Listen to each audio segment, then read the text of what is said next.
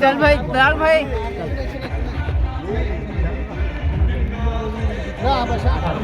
जरा करो यूसुफ भाई डालेंगे हार चालवा डालेंगे दाल भाई हार दाल इधर पलटू दाल को अशोक राइट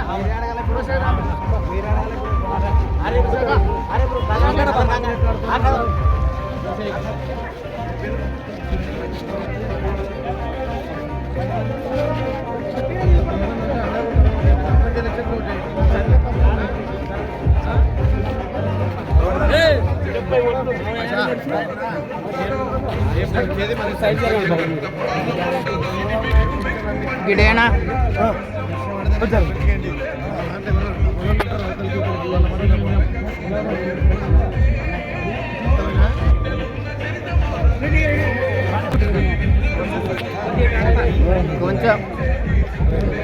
కొంచెం ఇట్లా నిలబడితే ఫోటో తీసుకుంటాను నేను.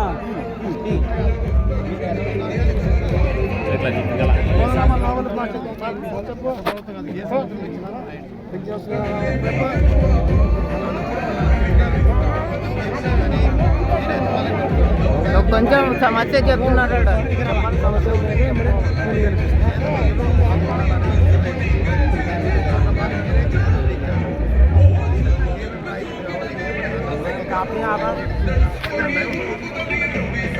एक मिनट बाद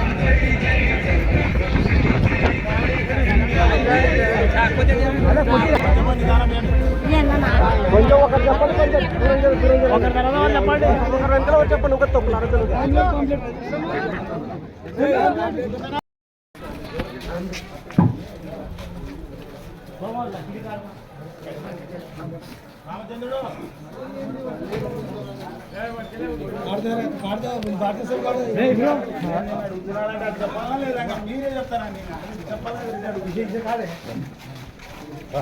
అదే అదే అదే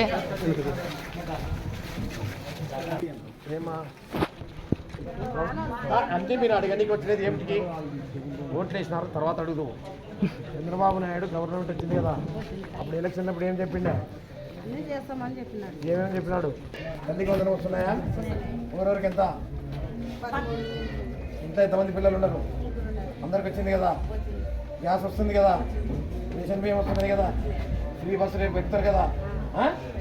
మీకు సంక్షేమ పథకాలు చంద్రబాబు నాయుడు మీద నమ్మకం ఉంది కదా, ఈ ప్రభుత్వం ఉండాలి కదా. రేపు సర్పంచ్కి ఎవరు కోటేయాలా? ఇవి గ్రామ సమస్యలు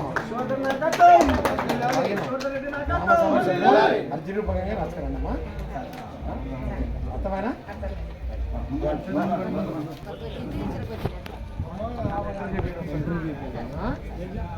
పెన్షన్ ఉందా?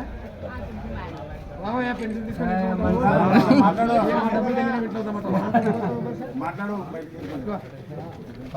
బాగుందా? తెలుగుదేశం మాట నిలబెట్టుకున్నాడా చంద్రబాబు నాయుడు? ఏమేమి ఇస్తున్నాడు? ఎంతమంది పిల్లలు ఉంటే అందరికి ఇస్తున్నాడు కదా. తర్వాత పెన్షన్ ఎంత? అప్పుడు కంతుల వారి 250 అన్నమాట. చంద్రబాబు నాయుడు నిలబెట్టుకున్నాడా? చంద్రబాబు నిలబెట్టుకున్నాడా? మన యా ప్రభుత్వం ఉండాలి మనకు? తెలుగుదేశం.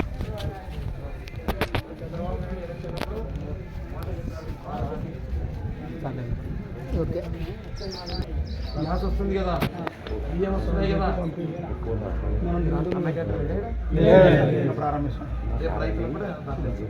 యా ప్రభుత్వం బాగుంది? కాదది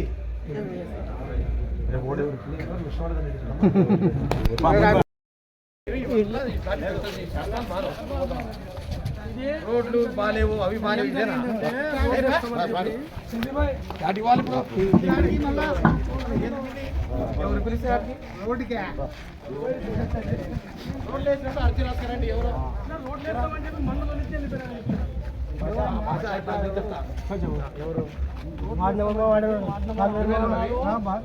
రస్తా కిరికిరి ఉందని చెప్పి వాళ్ళు మన్ను గిన్నె అంత తోలిచ్చి మాకు అది కిరికిరి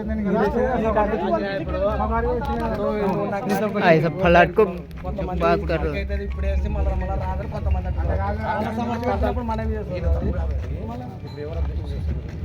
అబ్జెక్షన్ వాళ్ళు చేశారు 3 నెలల తర్వాత మేము ఈ బండ్ల కాటికి రోడ్ ఏంటంటే సరేలే ఏంటి అని చెప్పిన ఆటకన కూడా వాళ్ళ ద్వారానే ఏంటి అని చెప్పిన వాళ్ళు ఒప్పుకుంటారు ఆట వరకు వేస్తే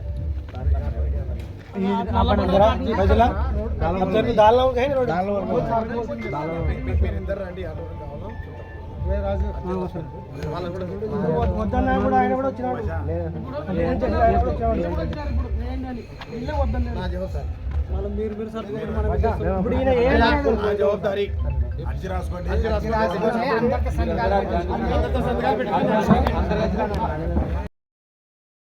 మేము చేశాము అందరి అని చెప్పి టెండర్లు పిలుచుకొని డబ్బులు నొక్కేసి తూము కింద ఉంది, ఇంకా ఒక అడుగు కింద ఉన్నప్పుడు నీళ్లు సస్యశ్యామలంగా వచ్చేటివి.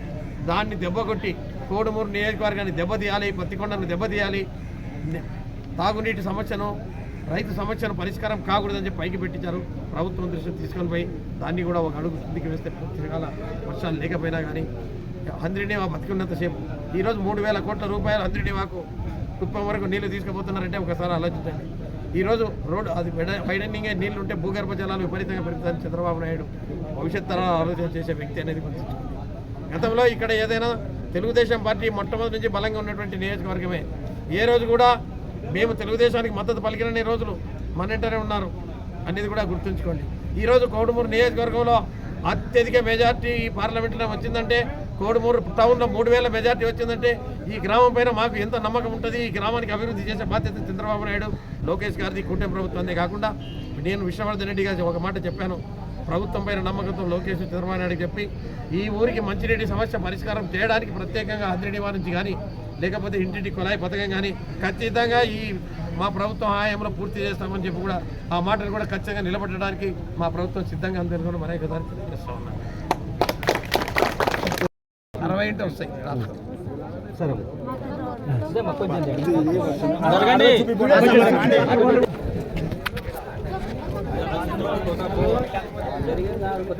బాబు జరగండి అన్న అన్న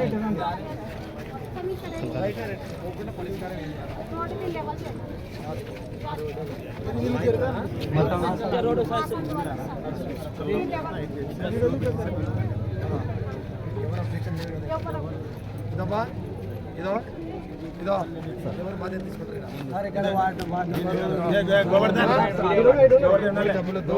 ఇదో కొంచెం విన్నమ్మా రెడ్డి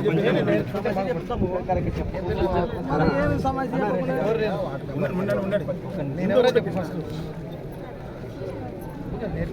తెలుసా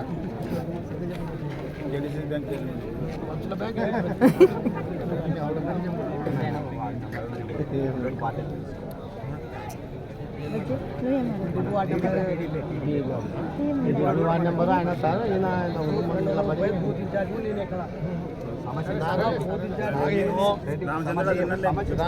ఇక్కడికి వినవయా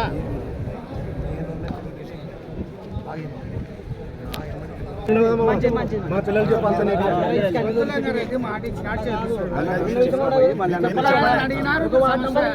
చెప్పాలి కదా. వాళ్ళు రేపు ఓటాడకి పోతే ఎట్లా చేస్తారు చెప్పు. సార్ చెప్పాలి కదా. అది నీ ఇష్టం, నీది చెప్పింది చెప్పాలి కదా.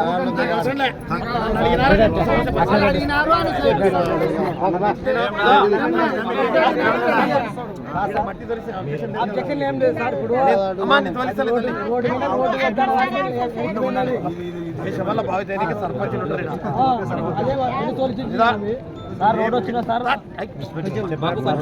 దానికే నేను గాలి మాటలు చెప్పాను.